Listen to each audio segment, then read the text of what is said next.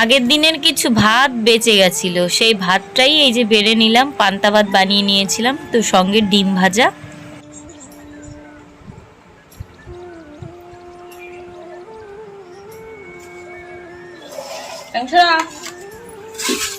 দেখো ওরা দুইজন দুটো ডিম আর আমারটায় কোনো ডিম নেই, কারণ তুমি ডিম পছন্দ। বন্ধুরা, ওই যে মেয়েটাকে পান্তা ভাত দিয়েছিলাম, একটাও খাইনি, জোর টোর করে খাওয়ালাম, একটুখানি তো খেলো। আর এই যে একটা ম্যাগি আনতে বলেছে, যে এই যে তো এখন ম্যাগি বানিয়ে দেবো, তারপর স্নান করে স্কুলে পাঠাবো।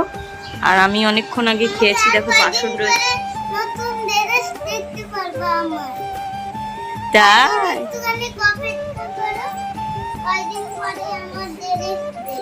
কি ড্রেস বাবা? তাই আনন্দ পাচ্ছ? পেটে কিছু আছে দেখো তো? কিচ্ছু নেই। চলো তাহলে আমি এগুলো নিয়ে পরিষ্কার করে ওই বাড়িতে যাই, ম্যাগিটা বানিয়ে ওকে আবার খাইয়ে দিই, না হলে ও খাবেই না। শরীরের অবস্থা দেখো না, খেতেই চায় না, বোঝে না যে আমার খেতে হবে। ঠিক আছে, ভালো করে পড়াশোনা করবা, আর স্যার যা বলবে তাই লিখবা, ঠিক আছে? শোনামি আমার,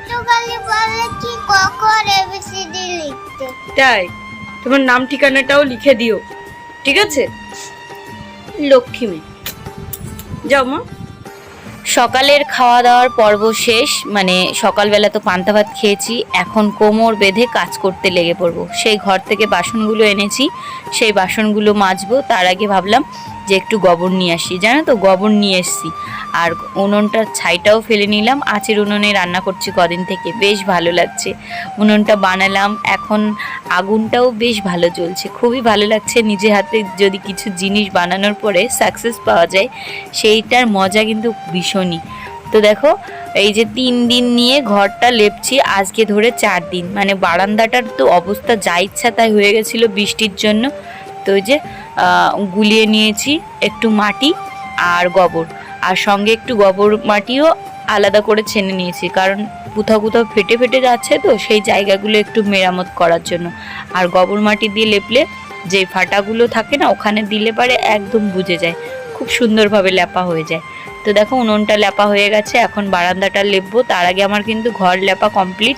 ঘরটার ভিতর অন্ধকার বলে তোমাদের সঙ্গে মানে দেখানো হয়নি, তো ওই যে সুন্দর করে লেপে নিচ্ছি।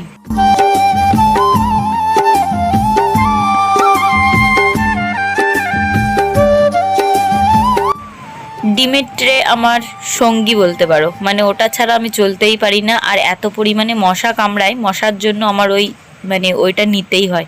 আমি ওডোমক্স কিনেছি, ওটাও কোনো কাজ দিচ্ছে না, গায়ে লাগিয়ে রাখি, সে গা পুরো গন্ধ হয়ে যায় ওডোমক্সের, কিন্তু আর এমনি মশা যায় না। তো বারান্দার হাফ লেপা হয়েছে, আর একটু আছে, ওটুকু লেপলে আর ডোয়াটা লেপলে হয়ে যায়। রান্না করিনি সকালবেলা, ওই একটু একটু করে পান্তা ভাত খেয়েছি, দেখেছো? প্রচণ্ড খিদেও পেয়ে গেছে। তোমাদের দাদা ভাই গেছে, দেখতেই পারছো আমাদের অবস্থা, কি আর বলবো বলো। যাই হোক, কেউ যদি না চায় তাকে জোরও করতে চাই না, অনেকবার জোর করেছি, মুখের পর বারণ করে দিয়েছে, তাই জন্য আর চাইও না। তো দেখো সব জায়গায় আমার লেপা পোছা কমপ্লিট, সুন্দরভাবে লেপে নিলাম। আর ওই দিকের ঘরটা তো লেপা যাবে না, ওখানে উনুনটাই ঠিক হয়নি মাটি আনার অভাবে। তো মশার কামড়ের জন্য তোমাদের দাদাভাই একদমই যেতে চায় না, কি আর বলবো, কিছু করার নেই। তো এই যে বাসন টাসন এখন নিয়ে বসবো, হাতে তো পুরো গোবরের গন্ধ, কারণ গোবর তো ছেনেছি জানোই, তো ওই জন্য ভীষণ পরিমাণে গন্ধ, তাই জন্য ভাবলাম বাসনগুলো মাজি, হাতের গন্ধ চলে যাবে। আর আজকে সকালবেলা মাছ আনতে গিয়েও মাছ পাইনি, তো রান্না করব হচ্ছে ডাল ভাত। আর একটা দাদাকে বলেছিলাম একটু টাকা দিয়ে, মানে ক টাকা দিয়ে বলেছিলাম একটু ইলিশ মাছ এনে দিতে, মানে যে কয় টাকাই লাগে আর কি। তো দাদা পাইনি, পরে আমাকে টাকাটা ফেরত দিয়ে দিয়েছে, কিছু করার নেই।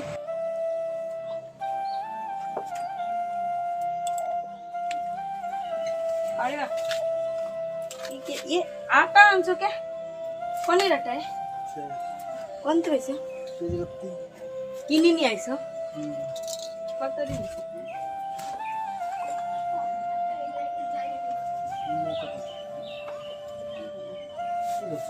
কি ধরবা তুমি? জোটো ঘুরে এনে কেমন ভাই দেবা? তোমাদের দাদাভাই যে দোকান বন্ধ করে গেছিল চাল আনতে, চালটা নিয়ে এসছে। এখন বলল যে বাইকটা একটু ধরো, আমি চালটা নামাই। আর আমি তো এইমাত্র ঘরটা লেপাপোছা করেছি, আমি ওই জন্য ওকে ঘরে ঢুকতেও দিচ্ছি না, তো ওই জন্য ওকে ওখানে রাখতে বললাম।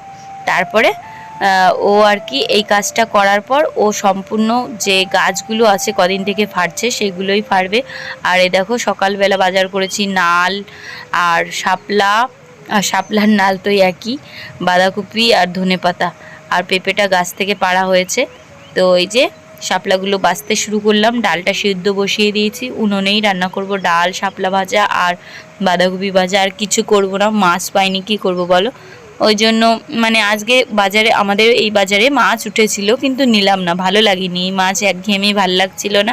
তো ভাবলাম একটু ইলিশ মাছ পাওয়া যায় কি না, কিন্তু আমাদের চুয়াটিয়া বাজারেও নেই। তো দত্তফুলিয়ায় তোমাদের দাদাভাই গেছিলো, আমি ভুলেই গেছি যে ওকে একটু বলবো, তো বললে নিয়ে আসতো। আমাকে বললো তুমি যদি একবার মনে করিয়ে দিতে তাহলে আমি নিয়ে আসতাম, কিন্তু ওই যে কাজের ভিতর থাকলে কি আর মনে থাকে বলো। সকাল থেকে এই যে ঘর দুয়ার কোড়ানো, বাসন মাজা, এগুলো করতে করতে পুরো সত্যি মাথা থেকে আউট হয়ে গেছে বাড়ি আসার পর।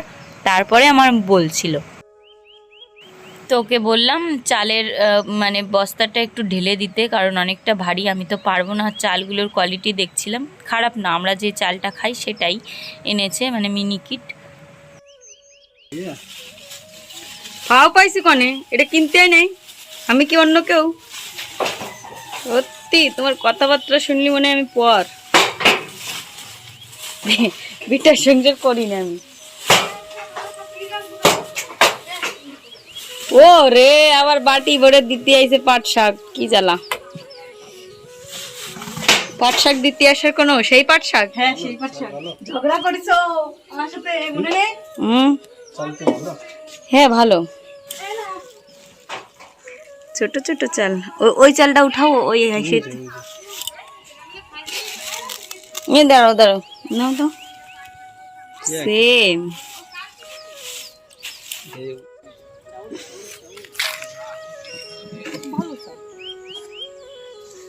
ভালো চাল, ভালো মানে লম্বা লম্বা পাতায়, কিন্তু কি বলো মোটা মোটা না, একটু ভাঙা ভাঙা আছে। দেখো দাও কতগুলো ভাঙা আছে, এই দেখো একই জায়গায় কতগুলো বার পড়েছে।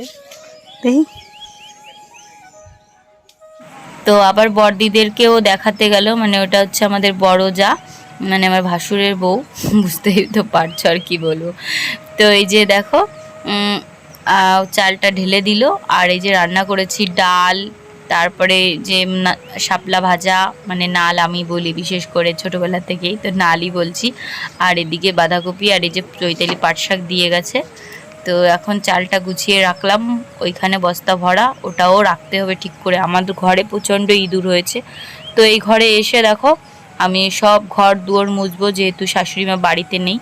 আর শাশুড়িমা বাড়ি না থাকলেও মাঝে মধ্যে করি, কিন্তু সবসময় ওনাদের সামনে আমি ক্যামেরা অন করে দেখাই না, কেমন যেন একটা নিজের চোখেই ভালো লাগে না যে বড়দের সামনে ক্যামেরা অন করে ভিডিও করাটা, মানে আমি এখনও অবধি লজ্জা বোধ করি, বিশেষ করে আমার শ্বশুর শাশুড়ির সামনে।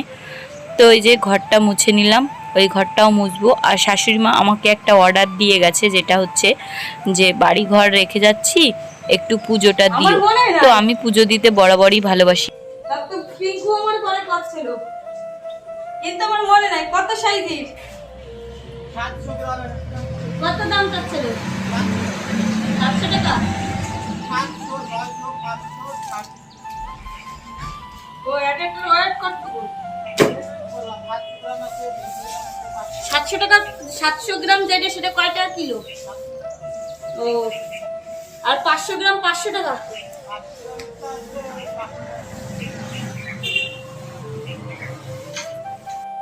এদিকে সমীরদার সঙ্গে কথা বলছিলাম, সমীরদাকে যেহেতু টাকা দিয়েছিলাম, সমীরদা বললো আমি দত্তফুলিয়ে গেছিলাম, তাই জন্য তোমাকে ফোন করেছিলাম, তুমি ফোন তুললে না।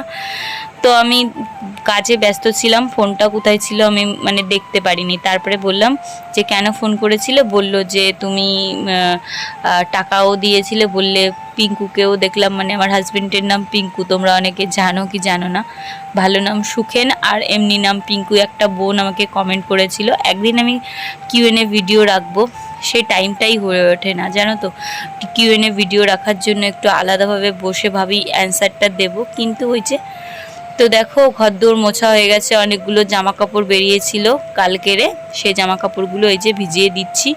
আর প্রতিদিনই বলতে গেলে আমার কাচতে হয়, বললাম না একদিনের জামা কাপড় একদিনে বাদ দিয়ে আমি পরতেই পারি না এমনি ধুয়ে, সেগুলো সার্ফ দিয়েই কেচে দিই। তো এই যে সব কিছু ভিজিয়ে নিলাম, এখন কেচে টেচে ছাদে মেলে দেবো।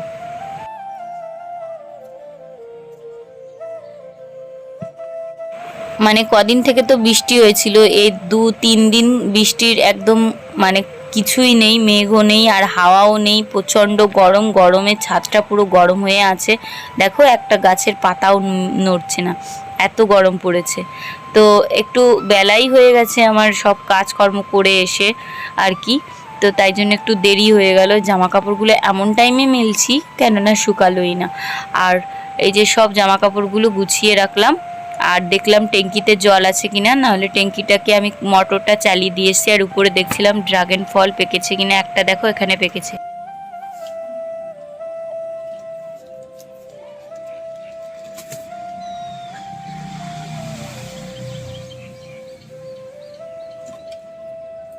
তো দেখো বন্ধুরা, এই যে একটা ফল হয়েছে, এই ফলটা একটাই হয়েছে, এটা মনে হয় অনেকটা দেরিতে পেকেছে তাই।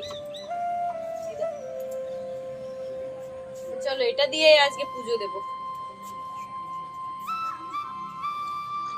চলো ফলটাকে ধুয়ে নিই, ধুয়ে আজকে একটু ঠাকুরকে পুজো করব, কারণ আমি তো পুজো করার সুযোগই পাই না বলতে গেলে, শাশুড়ি মাই করে, ওনার ঘরেই ঠাকুর বসানো আছে।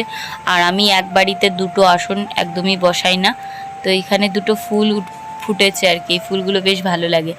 আর এই ফুলগুলো আর এখন তো ফুলই পাওয়া যাবে না, প্রচণ্ড গরম, সেই জন্য একদম ফুল কিন্তু শুকিয়ে গেছে। আমার শ্বশুরমশাই দেখলাম পরে ফুল যদিও কটা তুলে রেখেছিল, মানে সকালবেলা দোকান খোলার সময় সামনে যেহেতু আমাদের ফুল গাছ আছে সেখান থেকে ফুল তুলে রেখেছে। আর আমি দেখো এইখানে বসেই বাসনগুলো মেজে নিচ্ছি, কারণ বসার তো জায়গা নেই জানোই, একদম রাস্তা কোথায় বসবো। তো এইভাবেই করতে হয়, শহরের বাড়ির মতো আমাদের এই ঘরটা আর কি, একদম রাস্তার সাথে লাগানো ঘর। ওর বাবাকে বললাম যে একটু বরফ নিয়ে আসো, বরফ কোথায় পাবে, আর ওই জন্য একটা ফুটি নিয়ে আসছে, ওইটাই মুখে ঘষছিলাম, তারপর ওরা দুজনই খেলো, আমি আর পেলাম না, আমাকে আর দিল না। তারপরে দেখো বিকালবেলা চলে এসেছি ছাদে, একটুখানি শুয়েছিলাম, মানে গাছগুলোর অবস্থা পুরো শেষ। তো এই যে জলটা ছেড়ে দিয়ে, আর এই যে দেখো কি সুন্দর ড্রাগন ফলগুলো হয়ে আছে, এগুলোও কিন্তু বড় হবে, পাকবে। আমার মেয়ে আবার কি বলে জানো তো, এই ফলগুলো ও পারবে, ওকেই পারতে দিতে হবে। তো এদিকে ওকেও ডেকে এনেছি, চল ছাদে চল, কারণ ঠাম্মি তো বাড়ি নেই, আর সবসময় দাদার দোকানে বসে লজেন্স খাবে, এই খাবে, দাঁতের অবস্থা তো খারাপ, তো ওই জন্য ওকে ডেকে নিয়ে আসছি। আর দেখো রাস্তা দিয়ে এক দল যাচ্ছিল, মানে হরিচাঁদ ঠাকুরের দল, কোনো মৎস্য পাচ্ছে হয়তো, তো সেটাই দেখছিলাম। আর গাছে দেখো কি সুন্দর ফুল হয়েছে, বৃষ্টি হয়েছে না সেই কারণে প্রচুর ফুল ফুটেছে। তো ড্রাগন ফল গাছ বাড়িতে একটা থাকা খুবই দরকার, তাহলে কিন্তু সারা বছর বলতে গেলে ফল খেতে পারবে তোমরা। আর এদিকে গাছগুলোতে আমি জল দিয়ে নিচ্ছি, ভীষণ নেতিয়ে গেছে গাছগুলো, মানে কি বলবো, লঙ্কা গাছগুলো দেখলে পাতাগুলো একদম নেতিয়ে পড়েছে। তো জল দিচ্ছি, মনে হচ্ছে ওরা প্রাণ ফিরে পাচ্ছে, তেমন একটা ব্যাপার। এদিকে আমার মেয়েটাকে বললাম তুলসী গাছটায় জল দাও, তারপরে সব এক এক বালতি দিলে হবে না, এত বড় বড় একদম নাদা তো এগুলো, তো সেই নাদার ভিতর জল কিন্তু 2 বালতি করে দিতে হয়। আর গাছগুলো দেখেছো তো কতটা ঝাপটালো, সেই জন্য জল দিচ্ছি বেশি করে। একটু ডিমের খোলসও দিতে হতো এবার, কলার খোসা, কিন্তু এই যে ছাদের উপর ওঠা নিয়ে এতটা দুষ্কর হয়ে যায় ওই বাড়ি থেকে কাজ করে আসতে আসতে, তখন আর মনে হয় না গাছে যত্ন করি। আগে যখন এই ঘরেই সবটুকু শিফট ছিলাম তখন প্রচুর যত্ন করতাম, কত ফল পেতাম জানো না বন্ধুরা। তো দেখো সব জামা কাপড়গুলো এখন তুলে এই ঘরটার ভিতর মেলে দেবো, কারণ কি মানে রোদ তো নেই, বিকাল হয়ে গেছে, এখন তো তুলে দিতেই হবে। আর এই ঘরটা হয়ে ভীষণই সুবিধা হয়েছে, জামা কাপড়গুলো বেশ মেলা যায় এখানে। তো যদি বৃষ্টি ঝড় হয় তখন আর কি অসুবিধা হয়। তো দেখো মেয়েটাকে বলছি চল ঘরে, ও যাওয়ার নামই নিচ্ছে না। তো মেঘ মেঘ ভাব, কারেন্টও নেই। তোমাদের দাদাভাইকে বললাম যতগুলো কাঠ ফেলেছো চলো ওই কাঠগুলো একটু গুছিয়ে রাখি, না হলে এই কাঠে যদি জল ঢোকে তাহলে আর ভালো জ্বলবে না। তো দেখো আমার এই জায়গাটা দিয়ে ঢুকাই যাচ্ছে না, তবু কষ্টে মষ্টে কাঠগুলোও ফেরেছে 2 দিন ধরে, জানো তো, মানে 400 টাকা করে জনের দাম কাঠ ফাড়া, তো ওই করে দিচ্ছে, বলছে আমিই করে দেবো। গাইস দেখো আমরা বেরোলাম একটু শ্মশান পাড়ায় ঘুরতে, মানে আজকে কারেন্ট নেই, চলে গেছে। তো কারেন্ট নেই কি করবো, আমরা ঘুরতে বেরিয়েছি। এই যে চৈতালি আছে গান শুনছে, আর এখানে ছোট দিও গান শুনছে, এই যে বাচ্চা পাটি, এই যে সমীর দা, আজকে আর কেউ নেই। তো দারুণ মজা হচ্ছে। দেখো এটা হচ্ছে আমাদের টাকশালী, শ্মশানের দিকে যাচ্ছি আমরা। রাত্রেবেলা এরকম শ্মশানের দিকে যাচ্ছি, বুঝতেই পারছো কতটা ভয়ঙ্কর হতে পারে। তো ভীষণই মজা লাগছে, হাওয়া হচ্ছে হাওয়া। তো শ্মশানের দিকেই গেলাম, কারণ শ্মশানে প্রচণ্ড হাওয়া আছে, আর বাড়িতে তো হাওয়া নেই, কারেন্ট নেই, ওই জন্য সমীরদা আমাদের ঘুরতে নিয়ে বেরিয়েছে। ভীষণ মজা হচ্ছে। তো বন্ধুরা, আজকের ব্লগটা এই পর্যন্ত রাখছি। কেমন লাগলো অবশ্যই কমেন্ট করে জানিও। সবাইকে টাটা, গুড নাইট। দেখা হচ্ছে একটি সুন্দর ব্লগ।